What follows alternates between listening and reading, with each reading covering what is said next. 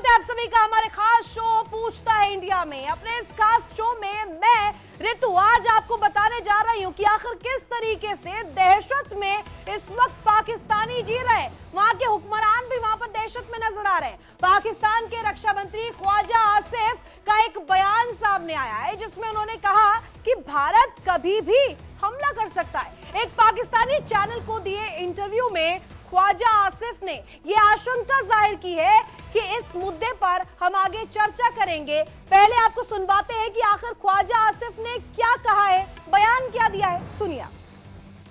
जो तैयारी है या हमारी जो अलर्ट जो है हमारा, वो मैक्सिमम है। बिल्कुल किसी सूरत में भी हम इंडिया को ट्रस्ट नहीं कर सकते।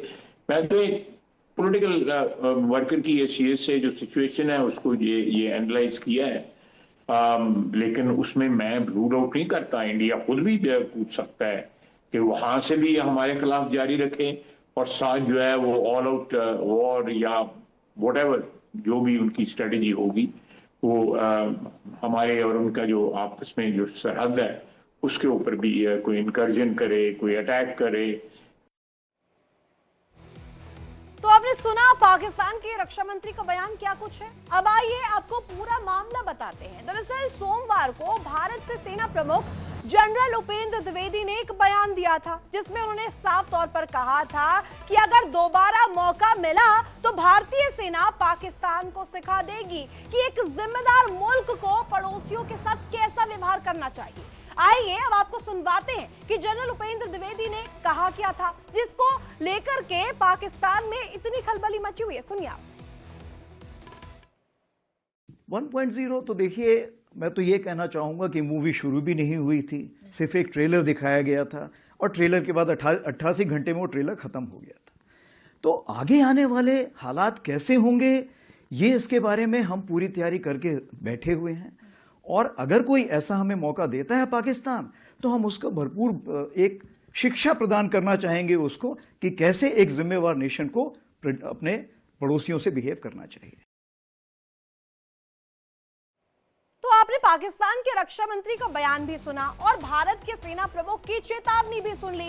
अब आपको सुनाते हैं कि पाकिस्तान के टेरर लिंक का एक और किस तरीके से कबूलनामा सामने आया है, आपको वो भी सुनवाएंगे। और अधिकृत कश्मीर को लेकर के, पाक अधिकृत कश्मीर यानी कि पीओके को लेकर के पूर्व पीएम अनवारुल हक के बोल किस तरीके से बिगड़े थे, अब आपको वो भी सुनवा देते हैं, सुनिए। कि मैंने ये कहा कश्मीर हाउस में बैठ के कि अगर नहीं बाज आओगे बलूचिस्तान को ब्लीड करने से तो लाल किले से लेकर कश्मीर के जंगलों तक तुम्हें घुस के मारेंगे। और अल्लाह के फजल करम से इस गुनाहगार के लफ्जों की अल्लाह पाक ने हुर्मत रखी। चंद दिनों बाद हमारी मुसल्लह अफवाज ने, हमारे शाहीनों ने अंदर घुस के मारा और ऐसा मारा आज तक त्यागों की गिनती पूरी नहीं हुई।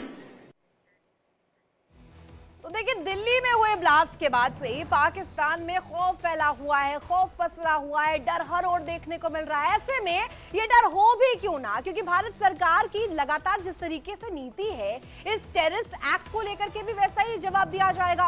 और ऐसे में भारत सरकार दोषियों के खिलाफ कड़ी कार्रवाई का ऐलान कर चुकी है और दिल्ली में ब्लास्ट के आरोपियों का लिंक पाकिस्तान से मिल रहा है। लिहाजा अब आप समझ सकते हैं कि किस तरीके से एक्शन होगा। ब्लास्ट केस में गिरफ्तार डॉक्टर शाहीन के बारे में जो जानकारी प्राप्त हुई है, जो जानकारी मिली है, वो पाकिस्तानी सेना के एक डॉक्टर के संपर्क में थी। अब ये डॉक्टर जो है हैंडलर था, शाहीन को निर्देश दिया करता था।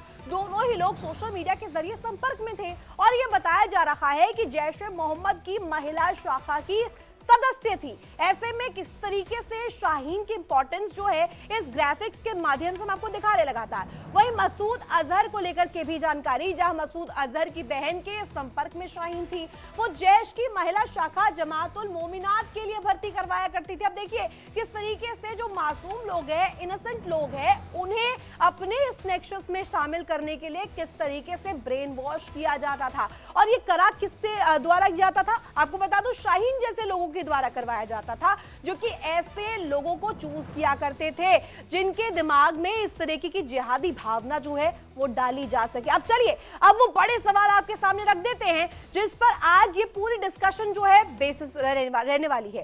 पहला सवाल, क्या पाकिस्तान पाकिस्तान को ऑपरेशन सिंदूर पार्ट 2 का खौफ सता रहा है।